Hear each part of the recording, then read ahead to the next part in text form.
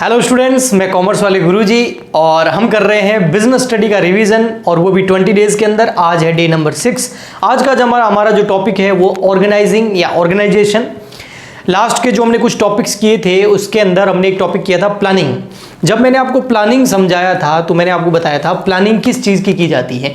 Planning की जाती है जो आपके बिजनेस के ऑब्जेक्टिव्स होते हैं, जो गोल होते हैं, उन ऑब्जेक्टिव्स या गोल को अचीव करने के लिए प्लानिंग की जाती है। अब यहां पर जब आपके ऑब्जेक्टिव डिसाइड हो गए और आपने प्लानिंग भी कर ली है ना। आप फॉर एग्जांपल के लिए अगर आपका खुद का एग्जांपल दूं, आप स्टूडेंट है और आपके ऑब्जेक्टिव है 12th के अंदर बिजनेस स्टडी के अंदर 90+ मार्क्स लेके आना, ये आपके ऑब्जेक्टिव हो गए। अब आपने प्लानिंग भी कर ली कि कैसे लानी है, ये आपने प्लानिंग कर ली। अब नेक्स्ट स्टेप जो आता है प्लानिंग के बाद में वो आता है आपका ऑर्गेनाइजिंग। अब ऑर्गेनाइजिंग क्या, अब इसका क्या रोल है आपके हिसाब से बताता हूं, स्टूडेंट के हिसाब से। ऑर्गेनाइजिंग या ऑर्गेनाइजेशन किस चीज का, रिसोर्सेस का। Organise your resources. अब ये रिसोर्सेस क्या है, आपके पास क्या रिसोर्सेस है 90+ मार्क्स लाने के लिए आपको किन किन रिसोर्सेस की जरूरत पड़ेगी, उन सब को ऑर्गेनाइज करना, इस तरीके से उसका स्ट्रक्चर बनाना कि आप एग्जाम में जो आपके ऑब्जेक्टिव्स है, जो आपने प्लानिंग कर रखी है, उस हिसाब से चले और उन 90+ मार्क्स जो है बिजनेस स्टडी के अंदर आप लेके आए। तो आप क्या ऑर्गेनाइज करेंगे, आप ऑर्गेनाइज करेंगे अपनी बुक को, जो आपकी रिसोर्सेस हैं, अपनी बुक को अच्छे से ऑर्गेनाइज करेंगे, उससे अच्छे से नोट्स बनाएंगे, रिवीजन करेंगे। ऑनलाइन जैसे हम लोग हैं ऑनलाइन फैसिलिटी अवेलेबल कराते हैं क्योंकि अभी ऑफलाइन की सिचुएशन है नहीं, तो उस ऑनलाइन कौन सा कोर्स बाय करना है, उसके बाद उससे क्या अच्छे से सीखना है। तो इन सब चीज़ों को, टाइम को, मेन टाइम होता है उसको ऑर्गेनाइज करना। आपके और भी सब्जेक्ट है बहुत सारे, सिर्फ बिजनेस स्टडी नहीं है, तो उन सब्जेक्ट को भी टाइम देना है, बिजनेस स्टडी को भी टाइम देना है। तो रिसोर्सेस को ऑर्गेनाइज करना। तो बिजनेस के अंदर भी जो आपके गोल है, ऑब्जेक्टिव है, उसको अचीव करने के लिए आपने प्लानिंग बना दी। अब प्लानिंग बनाने के बाद में उस प्लानिंग को इम्प्लीमेशन में भी तो लाना पड़ेगा, उसको इम्प्लीमेंट भी तो करना पड़ेगा। वो इम्प्लीमेंट कैसे करोगे, इम्प्लीमेंट करने से पहले सारे रिसोर्सेस को ऑर्गेनाइज करना पड़ेगा आपको। कौन सा आदमी क्या काम करेगा, कौन सी मशीन कहाँ यूज़ करनी है, किस आदमी को क्या अथॉरिटी, क्या पावर देनी है, किस आदमी को कौन सा काम देना है, कौन से डिपार्टमेंट हमारे होंगे, कौन कौन से उसके अंदर हम प्रोडक्ट बनाएंगे, है ना। पूरा एक स्ट्रक्चर तैयार करना, यही होता है ऑर्गेनाइजेशन। ऑर्गेनाइज करना रिसोर्सेस को। आपकी बुक के अंदर इसका एक एग्जाम्पल दे रखा है, उसके बाद मैं आगे बढ़ता हूं। वो है आपका एग्जाम्पल जो है वो लाइब्रेरी का है कि एक समर वैकेशन चल रहा है, यानी कि आपकी जैसे छुट्टियां चल रही है और उसके अंदर जो आपकी स्कूल की लाइब्रेरी है उसमें नया स्टॉक आ गया और आप कुछ 10-15 स्टूडेंट है उस लाइब्रेरी को मैनेज करने वाले।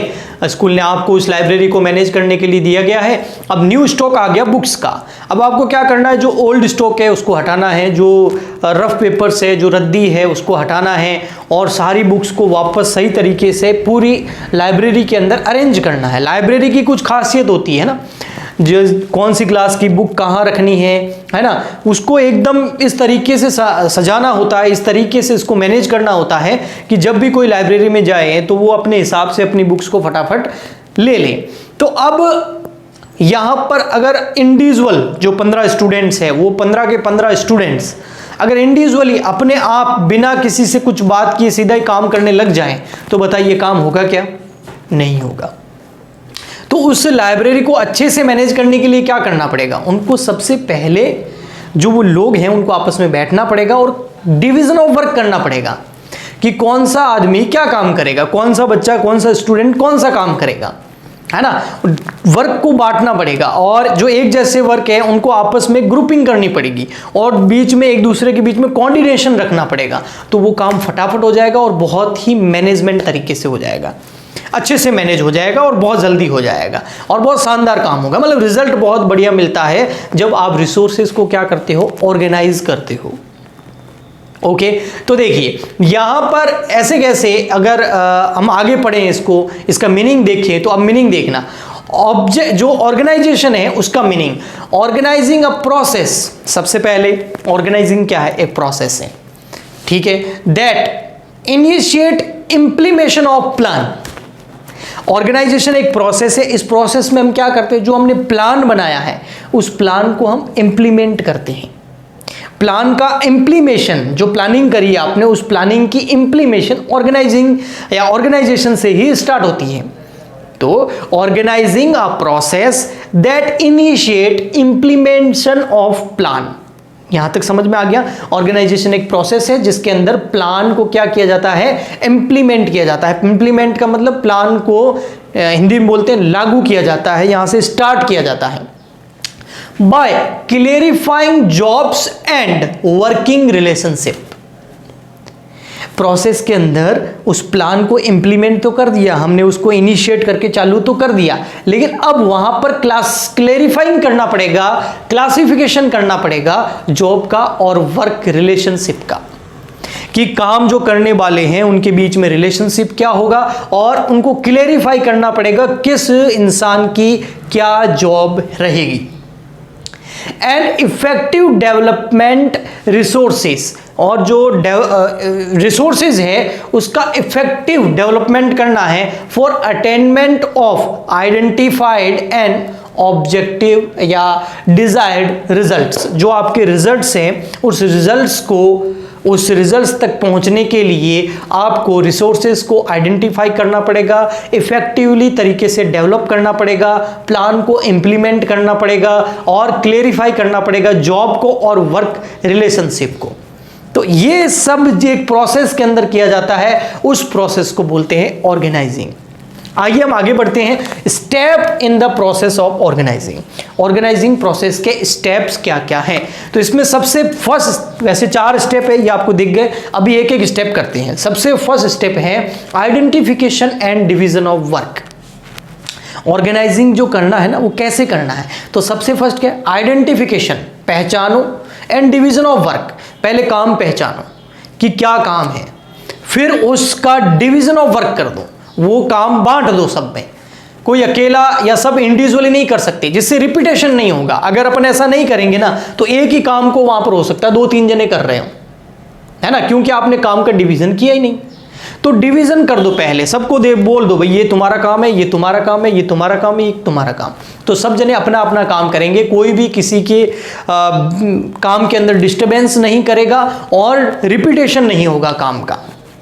तो सबसे पहले आइडेंटिफिकेशन कर दो वर्क क्या है और फिर उस वर्क का डिवीजन कर दो। ये ऑर्गेनाइजिंग का स्टेप नंबर फर्स्ट।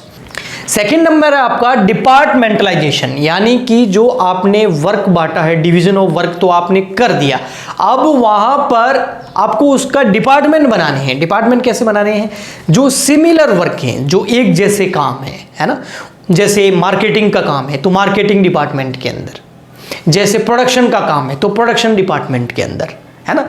तो डिपार्टमेंट बना के और जो सिमिलर वर्क है उनके ग्रुप बना देने हैं ताकि वे मिलजुल करके उस एक सिमिलर वर्क को बहुत अच्छे से कंटिन्यू कर सके। फिर है आपका third number assignment of duties. अब वहां पर उन डिपार्टमेंट के अंदर जो मैनेजर हैं, है ना, जो वर्कर हैं, उनकी ड्यूटीज उन्हें असाइन कर दो कि उनकी क्या ड्यूटीज हैं, उनको कौन सा काम करना है, कैसे करना है, कितनी देर में करना है, उसके लिए उनको क्या रिसोर्सेज की जरूरत है, उनको वो पूरी ड्यूटीज जो है उनकी वो असाइन कर दो। फिर लास्ट है ऑर्गेनाइजिंग का स्टेप नंबर 4, वो है establishing authorities and reporting relationship. या इस पॉइंट का मतलब है आपको एस्टैब्लिश करना पड़ेगा ऑथोरिटीज, जैसे जो वर्कर काम कर रहे हैं, जो जैसे 2 डिपार्टमेंट है, एक है मार्केटिंग और एक है आपका प्रोडक्शन डिपार्टमेंट। अब मार्केटिंग डिपार्टमेंट वाले को अगर कुछ रिपोर्टिंग करनी है उस वर्कर को, या उसको जो है कुछ प्रॉब्लम है उसका सॉल्यूशन चाहिए, या उसको कुछ भी डायरेक्शन चाहिए, तो वो कहाँ जाएगा, प्रोडक्शन डिपार्टमेंट वाले के पास नहीं, वो मार्केटिंग डिपार्टमेंटल वाले के पास जाएगा। और मार्केटिंग डिपार्टमेंट का जो हेड है उसकी ऑथोरिटीज एस्टैब्लिश कर दो एंड उसकी रिपोर्टिंग जो है रिलेशनशिप उनके बीच में बिठा दो। किनके बीच में, मार्केटिंग डिपार्टमेंट का जो हेड है, जो मैनेजर है, उसके बीच में, और उसके नीचे काम करने वाले एम्प्लॉयज के बीच में। ऐसे कैसे सारे डिपार्टमेंट के अंदर कर लो। आगे मैं आपको एक स्ट्रक्चर बताऊंगा, उसके अंदर बताऊंगा कि ये कैसा बनता है ऑर्गेनाइजेशन। आइए आगे बढ़ते हैं और अगला हमारा पॉइंट है इंपॉर्टेंस ऑफ ऑर्गेनाइजेशन। ऑर्गेनाइजेशन की क्या इंपॉर्टेंस है, क्यों जरूरी है ये। तो सबसे पहला है बेनिफिट ऑफ स्पेशलाइजेशन, है ना, 7 है ये, ठीक है। इसमें फर्स्ट है बेनिफिट ऑफ स्पेशलाइजेशन, यानी कि अगर आप स्पेशलाइजेशन का बेनिफिट लेना चाहते हैं, आप ये चाहते हैं कि जिस आदमी को जो काम बहुत अच्छे तरीके से आता है, जो उसमें एक्सपर्ट है, जो स्पेशलिस्ट है किसी वर्क का, वही उस काम को करे, तो आपको ऑर्गेनाइजिंग करना पड़ेगा, उसके बिना नहीं होगा, ठीक है। नेक्स्ट है क्लियरिटी इन वर्किंग रिलेशनशिप।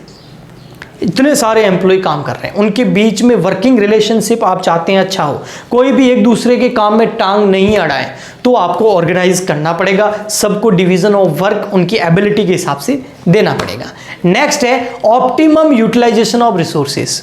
एक बिजनेस के अंदर आपको पता है 5M होते हैं या 6M भी बोलते हैं कुछ लोग, man, money, method, material, machine और मार्केट। अगर आप चाहते हैं कि ये जितने भी रिसोर्सेज है एक बिजनेस के पास में, ये रिसोर्सेज, ये जो रिसोर्सेज है इनका आप ऑप्टिमम यूज लें। ऑप्टिमम मतलब बेस्ट, जितना इन रिसोर्सेज से पैसे को जितना अच्छे से यूज कर सकते हैं उतना। एक मैन को जो कि मैनेजर हो सकता है, एम्प्लॉय हो सकता है, उसको जितना अच्छे से कर सकें, है ना। ऐसे कैसे मटेरियल को, मशीन को, मेथड को, मार्केट को, इन रिसोर्सेज का बेस्ट यूज करने के लिए आपको रिसोर्सेज को ऑर्गेनाइज करना बहुत जरूरी है। नेक्स्ट है आपका एडॉप्शन टू चेंज। अगर आप चाहते हैं कि कुछ चेंजेस करने हैं और लोग, हमारे एम्प्लॉयज जो है उस चेंज को एडॉप्ट कर ले, हम भी कर लें, तो ऑर्गेनाइजेशन होना बहुत जरूरी है। नेक्स्ट है आपका इफेक्टिव एडमिनिस्ट्रेशन। अगर इफेक्टिव एडमिनिस्ट्रेशन चाहिए, इफेक्टिव मतलब आपका जो एडमिनिस्ट्रेशन है, यानी कि एक तरह का आपका मैनेजमेंट जो है वो बहुत, अगर आप इफेक्टिव चाहते हैं कि कोई उसके बीच में कंफ्यूजन नहीं हो, चाहे वर्क से रिलेटेड हो, चाहे पावर से रिलेटेड हो, चाहे अथॉरिटी से रिलेटेड हो, चाहे रेस्पॉन्सिबिलिटी से रिलेटेड हो, कोई भी किसी भी प्रकार का कंफ्यूजन नहीं है, तो आपको रिसोर्सेज को ऑर्गेनाइज करना पड़ेगा। नेक्स्ट है डेवलपमेंट ऑफ पर्सनल। अगर आपके बिजनेस के अंदर जितने भी पर्सन्स काम करते हैं, चाहे वो मैनेजर हो, चाहे वो एम्प्लॉयज हो, अगर उनका डेवलपमेंट चाहते हैं तो भी आपको वर्क को ऑर्गेनाइजेशन करना पड़ेगा, काम को, रिसोर्सेज को ऑर्गेनाइज करना पड़ेगा। उसी से तो पता चलेगा कौन कितना काम कर रहा है और किसको कौन सा काम दिया गया है। नेक्स्ट है एक्सपांसन एंड ग्रोथ। अगर आप अपने बिजनेस की एक्सपांसन चाहते हैं, एक्सपांसन मतलब अगर फॉर एग्जांपल आपकी कंपनी जो है कोई एक प्रोडक्ट बनाती है, आप दूसरी कैटेगरी के प्रोडक्ट या मैन्युफैक्चरिंग स्टार्ट करना चाहते हैं, तो इसमें ऑर्गेनाइजेशन बहुत ज़रूरी है, इससे काम मिक्सअप नहीं होगा। नेक्स्ट है, इतनी है, 7 ही है, सॉरी, एक्सपांसन एंड ग्रोथ, इससे ग्रोथ भी होगी आपकी। नेक्स्ट है आपका ऑर्गेनाइजेशनल स्ट्रक्चर। एक ऑर्गेनाइजेशन के 2 तरह के स्ट्रक्चर होते हैं, एक होता है फंक्शनल स्ट्रक्चर और एक होता है डिविजनल स्ट्रक्चर। अब ये फंक्शनल स्ट्रक्चर और डिविजनल स्ट्रक्चर होते क्या हैं, तो यहां पर मैं आपको चार्ट बताता हूं कि कौन सा फंक्शनल है और कौन सा डिविजनल है, फिर दोनों के बीच में फर्क बताता हूं। लेकिन सबसे पहले देखिए, जैसे ये है फंक्शनल स्ट्रक्चर और ये है आपका डिविजनल स्ट्रक्चर। जो फंक्शनल स्ट्रक्चर होता है ना, ये उन ऑर्गेनाइजेशन के काम आता है, उन बिजनेस में काम आता है जहां पर 1 कैटेगरी के प्रोडक्ट बनाए जाते हैं। जैसे एक कंपनी है, वो केवल एक ही कैटेगरी के प्रोडक्ट बनाती है, 1 कैटेगरी प्रोडक्ट ओनली, है ना। जैसे for example mobile phone company, वो ओनली मोबाइल फोन ही बनाती है बस, तो 1 कैटेगरी का प्रोडक्ट हो गया, तो यहां पर फंक्शनल स्ट्रक्चर काम आता है। अगर डिविजनल स्ट्रक्चर की बात करें, तो जैसे फॉर एग्जांपल कुछ कंपनी है जो मोर देन 1 कैटेगरी प्रोडक्ट बनाते हैं, बहुत सारे प्रोडक्ट बनाती है वो। फॉर एग्जांपल वो इलेक्ट्रॉनिक्स के अंदर भी है, वो फॉर एग्जांपल इलेक्ट्रॉनिक सर्विस के अंदर भी है, कोई आईटी टेक्नोलॉजी के अंदर भी है, या फूड प्रोसेसिंग के अंदर भी है। जैसे टाटा कंपनी जो बहुत सारे सुई से लगाकर एरोप्लेन तक सब बनाती है, ऐसा बोला जाता है। तो वहां पर आपका फंक्शनल स्ट्रक्चर काम नहीं आएगा, वहां पर डिविजनल स्ट्रक्चर ही काम आएगा। अब यहां पर आप देखिए, मैं आपको दिखाता हूं फंक्शनल स्ट्रक्चर का चार्ट। तो ये है, देखो फंक्शनल स्ट्रक्चर जो आपको दिख रहा है, ये फंक्शनल स्ट्रक्चर के अंदर देखिए इसमें क्या होता है। जैसे अगर कोई 1 कैटेगरी के प्रोडक्ट अगर कोई कंपनी बनाती है, तो वहां पर ये फंक्शनल स्ट्रक्चर बहुत काम आता है। यहां पर जो डायरेक्टर है, मैनेजिंग डायरेक्टर है, वो उनका काम अलग अलग बांट दिया जाता है। कुछ मैनेजिंग डायरेक्टर जो होते हैं वो ह्यूमन रिसोर्सेस HR के अंदर होते हैं, कुछ मैनेजिंग डायरेक्टर जो है मार्केटिंग के अंदर होते हैं, कुछ मैनेजिंग डायरेक्टर जो है रिसर्च एंड डेवलपमेंट के अंदर होते हैं, और कुछ मैनेजिंग डायरेक्टर परचेजिंग के अंदर होते हैं। तो मैनेजिंग डायरेक्टर का जो काम है जो वर्क है उस हिसाब से उनका डिस्ट्रीब्यूशन कर लिया। फंक्शनल स्ट्रक्चर है ये, फंक्शंस के हिसाब से मैनेजिंग डायरेक्टर को बांट दिया कि एक मैनेजिंग डायरेक्टर के क्या क्या फंक्शन हो सकते हैं। कुछ मैनेजिंग डायरेक्टर का फंक्शन है उनको काम करना है ह्यूमन रिसोर्सेज के लिए, कुछ मार्केटिंग में काम करेंगे, कुछ रिसर्च एंड डेवलपमेंट में और कुछ परचेजिंग में।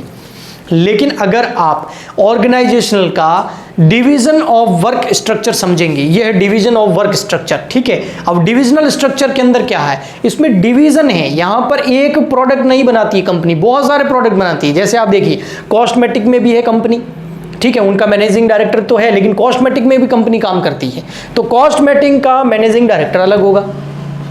गारमेंट्स में काम करती है तो गारमेंट्स में मैनेजिंग डायरेक्टर अलग होगा। फिर फुटवेयर में भी काम करती है और फिर स्किन केयर में भी काम करती है। तो देखा कैटेगरी ऑफ प्रोडक्ट्स बहुत ज़्यादा है। अब इन प्रोडक्ट्स की कैटेगरी के अंदर, जैसे यहाँ पर कॉस्मेटिक में ले लो या गारमेंट्स में ले लो या फुटवेयर के अंदर ले लो या स्किन केयर के अंदर ले लो, जैसे यहाँ गारमेंट में दिया हुआ, तो गारमेंट में फिर फंक्शंस के बेस पर काम बांटा गया है। यानी कि जो आपका डिवीजन स्ट्रक्चर होता है तो उसमें सबसे पहले डिवीजन डिपार्टमेंट अलग अलग है आपके, फिर उन डिपार्टमेंट के अंदर फंक्शंस के बेस पर काम बांटा जाता है, ठीक है। तो ऐसा यहां पर देखिए गारमेंट के अंदर आपका एचआर हो गया, मार्केटिंग हो गया, रिसर्च एंड डेवलपमेंट हो गया और परचेजिंग हो गया। ऐसे के ऐसे कॉस्मेटिक में भी होगा, ऐसे के ऐसे फुटवेयर में भी होगा और ऐसे के ऐसे स्किन केयर के अंदर भी होगा।